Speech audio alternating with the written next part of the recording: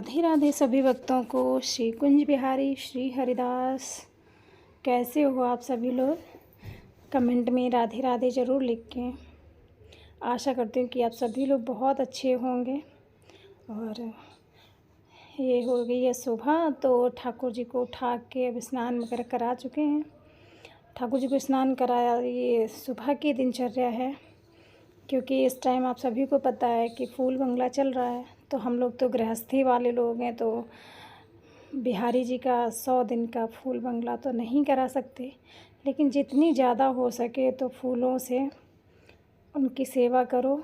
ये हमने सुबह सुबह उनको पुष्प की माला बनाई थी, क्योंकि बिहारी जी को वैशाख का महीना है, जितना ज़्यादा पुष्प अर्पण करेंगे ना उतना ही ज़्यादा वो खुश होते हैं।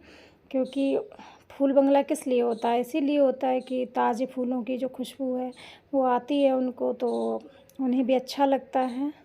तो भक्तों, मेरा ना गला थोड़ा ख़राब हो चुका है, जुकाम वगैरह हो गया, इसलिए ये सुबह की दिनचर्या हम सुबह का, और यही रूटीन हमारा रहता है मोस्टली। सुबह भगवान जी को उठा के वगैरह भोग वगैरह लगाना होता है। तो आज आप लोगों को एक छोटी सी स्टोरी बताऊंगी।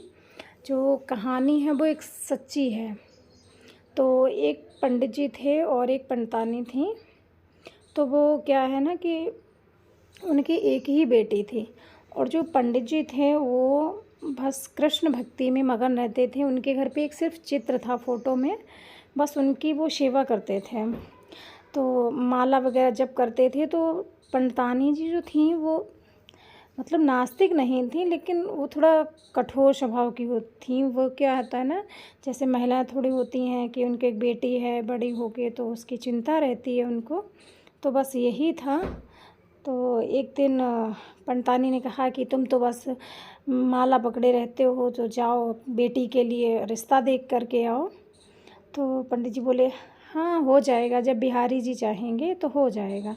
तो पंडितानी जी इस बात से थोड़ा चिढ़ती थी, तो उनके कहने पे एक दिन जो पंडितानी थी, पंडित जी थे, वो वहाँ से चले गए।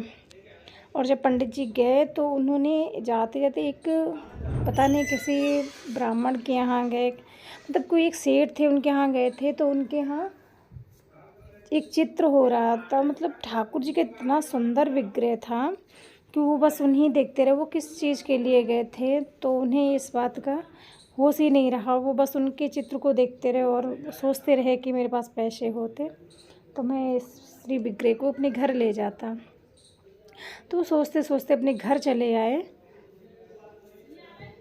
घर आकर के उन्होंने बैठे थे आराम से, तो नहाया धोया, पूजा पाठ में अपने लग गए फिर से। और मन में बस यही सोचते रहे कि काश अब की बार मेरे पास भी पैसे हो जाएं तो मैं ठाकुर जी का श्रीपट अपने घर पर लेकर के आऊँगा। जो श्री विग्रह था बस उनके मन में यही था। तब तक पंडितानी जी जो थीं वो अंदर आईं। पंडितानी जी अंदर आईं और वो कहने लगी, देखो कोई सेठ आपसे मिलने आए हैं, कोई सेठ आपसे मिलने आए हैं। तो पंडित जी ने कहा, निकल के आए तो देखा कि कोई सेठ बढ़िया से सूट वगैरह सूट बूट में थे। तो उन्होंने कहा कि अब राधे राधे, और जो उनका सम्मान होता है वो किया, और कह रहे कि हम इससे पहले मिले नहीं, आपको एक दूसरे को देखा नहीं। तो पंडित जी वो सेठ जी बोले, अरे हम पहली बार ही मिल रहे हैं, तो आपको कैसे याद होगा कि आपने मुझे देखा है। तो उन्होंने कहा जी बताइए। तो कहा कि आपकी बेटी ने मेरी मतलब मेरा एक एक्सीडेंट हो गया था, तो आपकी बेटी तो मुझे नहीं उठा सकी। आपकी बेटी ने स्कूटी लेकर किसी और को बुला करके मेरी जान बचाई है, तो इसलिए हम एक भेंट आपको देने आई हैं।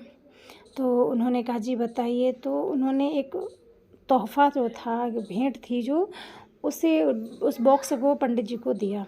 तो पंडित जी ने जैसे ही और बोले कि हम आपसे आपकी बेटी का अपने बेटे के लिए हाथ मांगने आए। तो उन्होंने कहा, एकदम से पंडित जी अचंभे में हो गए और बिहारी जी का जो चित्रपट था उसकी तरफ अश्रु छलकने लगे और बोले कि बिहारी जी, आपने तो रिश्ता घर बैठे बैठाए मेरे लिए मेरी बेटी के लिए इतना अच्छा रिश्ता सोचा।